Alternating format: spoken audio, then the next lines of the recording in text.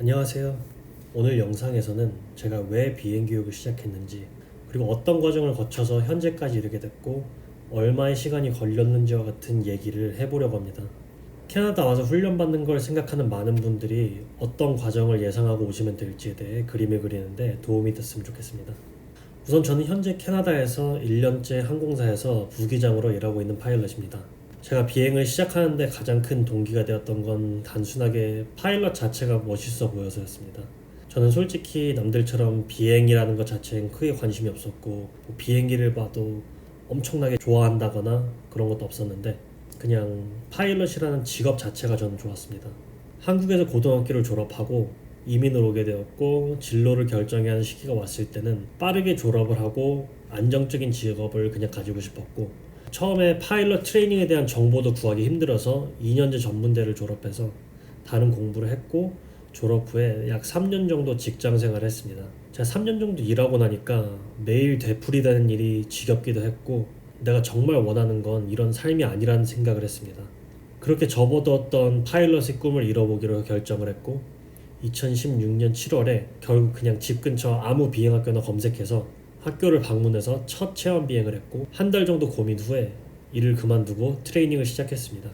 이제 제가 지나온 과정들을 좀 설명해 드릴 건데요. 저는 이제 2016년 7월에 처음 트레이닝을 시작을 했고 1년이 걸려서 PPL을 취득했습니다. 물론 1년간 포기하고 싶었던 적도 있었습니다.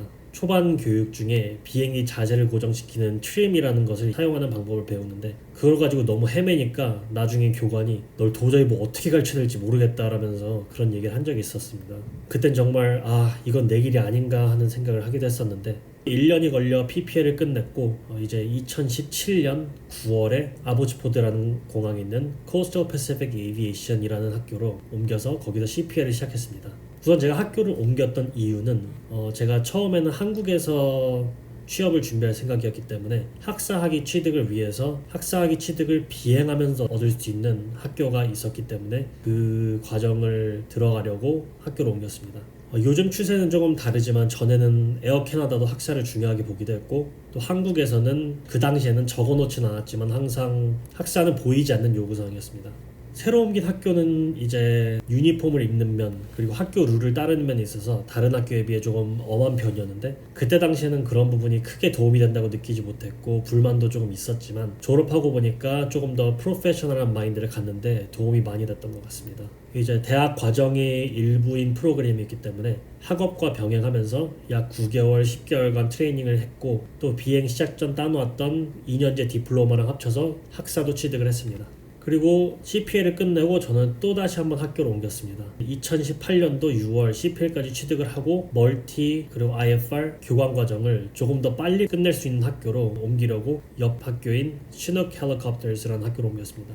이제 여기서 사람들이 교육을 받는 루트가 많이 갈리는데 나중에 제가 교육 과정에 대한 영상도 다룰 예정인데 간단하게만 얘기하자면 저는 한국에서 입사를 준비할 예정이었기 때문에 멀티 IFR을 먼저 끝낸 후에 교관 과정을 하기로 결정을 했습니다. 멀티 IFR 같은 경우는 대략 2개월 정도 걸려서 끝냈고 그 이후에 교관 과정을 끝내는데 교관 과정은 저 같은 경우는 8개월 정도 걸려서 2019년 4월에 마무리를 했습니다. 제가 교관 과정이 8개월 걸린 이유는 사실 이것보다 더 적은 시간 내에 끝낼 수가 있는데 저 같은 경우에는 한국에 지원할 준비를 하기 위해서 중간에 한국 가서 면장 전환도 했고 다시 와서 멈췄다가 교관 과정을 다시 진행을 했고 또 중간에 한번 미국에서 737 제트 레이팅을 취득하기 위해서 미국 면장 전환도 하고 또 737 레이팅도 취득하려고 한 달간 준비를 하기도 하고 그렇게 하느라 저는 조금 많이 미뤄졌는데 어쨌든 결국에 끝에는 8개월 정도 만에 교관 과정을 끝냈습니다. 그렇게 2019년 4월에 교관 과정을 마치게 되었고 마침내 일을 시작을 하게 됐습니다. 직장을 잡는 데는 다행히 오래 걸리진 않았습니다. 저 같은 경우에 그때 당시에 마켓이 좋기도 했고 친구 따라서 한번 어떤 학교를 그냥 갔다가 저도 이제 교관 레이팅이 있다는 것을 알고 학교에서 바로 그냥 채용을 해줬습니다.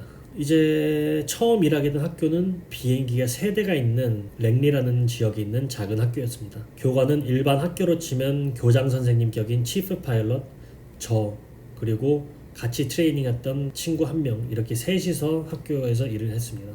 교관 생활 자체는 사실 굉장히 힘들지만 저는 교관 생활을 할 때가 굉장히 재밌고 가치 있는 시간이었습니다. 학생들과의 유대 관계를 갖게 되는 것도 좋았고 누군가를 자신의 꿈을 향해 나아가는 데 도움을 줄 수 있다는 면에서도 굉장히 의미가 컸습니다. 그리고 학생들을 가르치면서 저 또한 많이 배우게 되었고요.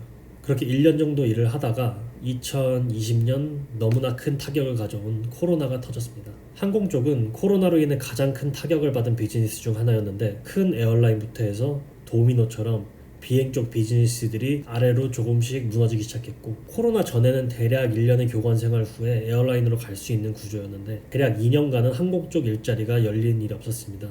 그래서 그때는 굉장히 막막했지만 그때 친구들과 같은 학교에서 일하면서 교관 생활을 즐겼고, 기왕 교관 생활을 하는 거 교관 중에 가장 높은 단계인 클래스 1 교관 자격증까지 취득을 하게 되었습니다. 그렇게 교관 생활을 3년 정도 하게 되었고, 2022년 초부터 일자리가 조금씩 열리기 시작했는데, 그때 이제 지원을 해서 저는 2022년 3월 온타리오주에 있는 오렌지라는 메디백 회사에서 일을 하게 되었습니다. 이때 제 총 비행 시간이 대략 1700에서 1800시간 정도 됐습니다. 그때 이제 채용됐을 때 매니지먼트 쪽에서 얘기하기를, 채용했던 이유가 교관 과정을 제가 하면서 파일럿 인 커맨드 기장 시간이라고 보시면 되는데, 그 시간이 굉장히 많았기 때문에 캡틴 업그레이드를 빨리 시킬 수 있는 후보였기 때문에 뽑았다고 하더라고요. 그래서 저는 개인적으로는 교관했던 게 굉장히 의미가 큰 시간이 되기도 했습니다.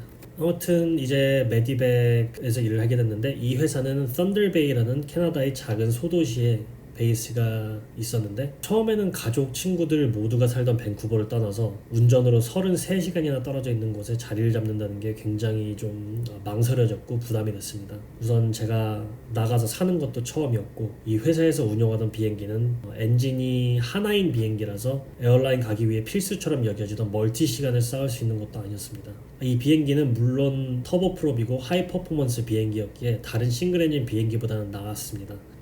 친구의 표현에 의하면은 멀티 엔진이 100점이고 교관 시간이 50점이라면 이건 한 75점, 80점 정도 되는 그런 비행기다 라고 표현을 했던 기억이 있습니다. 아무튼 멀티가 아니라서 굉장히 많이 고민을 하다가, 그래도 비행 학교보다는 좋은 경력이고 커머셜 시간이 있으면은 좋은 기회가 앞으로 더 열릴 거라는 친구의 조언 있었고, 저 또한 앞으로 평생 에어라인을 일하게 될 텐데 가기 전에 좋은 경험을 해보고 싶어서 일을 하기로 결정을 했습니다. 다행히 이 회사는 트레이닝이 좋기로 굉장히 유명했고 평판이 굉장히 좋은 회사였습니다. 저는 이제 가서 기회가 될 때마다 비행을 최대한 많이 하려고 했고, 이 비행기에서 비행 시간을 대략 550시간 정도 쌓았고, 제 총 비행 시간이 한 2200시간 정도 쌓였을 때 항공사들에서 채용을 굉장히 많이 하기 시작했고, 운 좋게 플레어 에어라인이라는 회사에 입사를 하게 되었습니다. 저 같은 경우는 이게 사실 첫 인터뷰는 아니었고, 채용되기 대략 6개월 전에 몇 군데 항공사 인터뷰를 봤었는데 준비도 잘 되어 있지 않았고 인터뷰가 익숙하지 않았기 때문에 좋은 결과를 얻지 못했습니다. 항공사들 같은 경우에는 이제 인터뷰를 떨어지면 6개월 정도 후에나 그 다음 인터뷰를 볼 수 있는 기회를 받을 수가 있습니다. 그렇게 6개월을 기다려서 다시 한번 얻은 기회였고, 놓치고 싶지 않았기에 친구의 추천으로 돈을 지불하고 인터뷰 준비를 해보았고, 그 덕에 기회를 잘 잡아서 항공사에 입사를 하게 되었고 집에도 돌아올 수 있게 되었습니다. 아무튼 이제 에어라인을 2023년 3월에 드디어 들어가게 되었고, 비행을 처음 시작하고서는 이제 6년 반이 걸려서 에어라인에 입사를 하게 되었습니다.